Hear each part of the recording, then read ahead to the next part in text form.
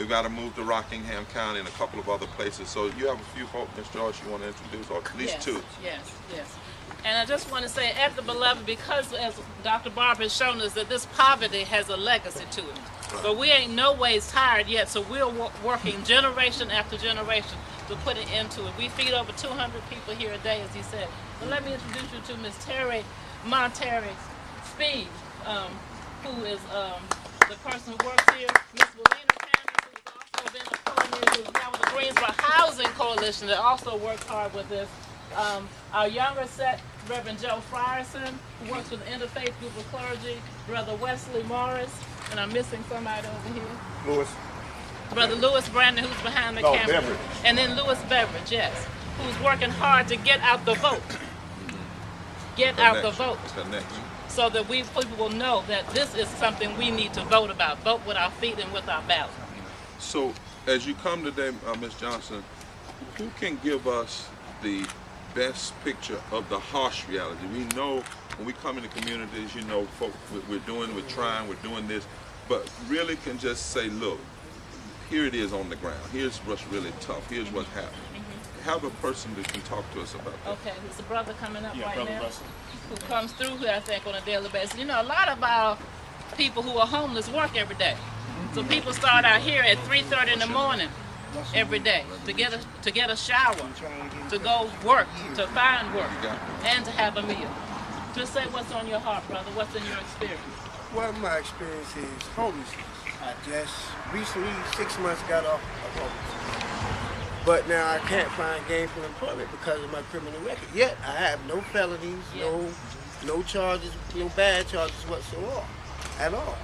And I still find it hard to become gainfully employed. And thanks to people like Miss Terry, I get a chance to eat every day. Yes, and be loved and appreciated. Yes. But now, at this point, I'm at the point of getting ready once again to become homeless because I can't work to pay my rent. And it's not that I don't want to. Every day I put my best foot forward. Yeah. And all I want to do is get gainfully employed. Yes. Yeah. Yes. Thank you, brother.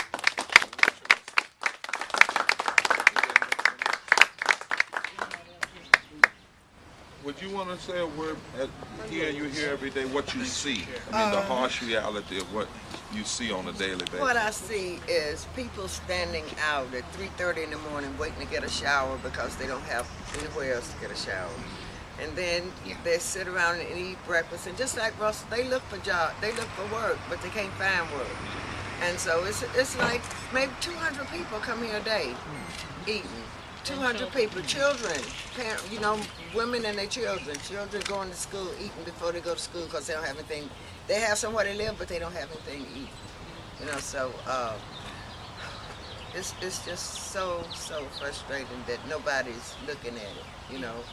So folks waiting in line at 3:30 in the morning? Yeah, right against this, because they can't come on the property until we open. So they're over there, standing in line waiting to get a shower at 3:30 in the morning while we're getting breakfast ready for them at 6 o'clock. And then they'll eat, and then they just go out. And some of them stay around for an hour or so, but then some of them want to go into the temp agency and try to find work.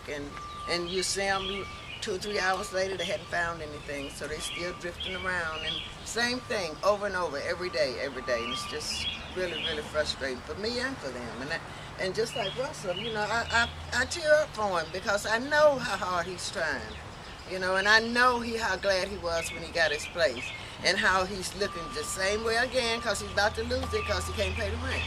How does it, as a person doing this every day, and then I'm going to ask my sister from the housing for just to talk briefly about the challenges in housing, but how does it make you feel when you turn on the TV, for instance, you see a debate going on, political debate, and the word is not even used.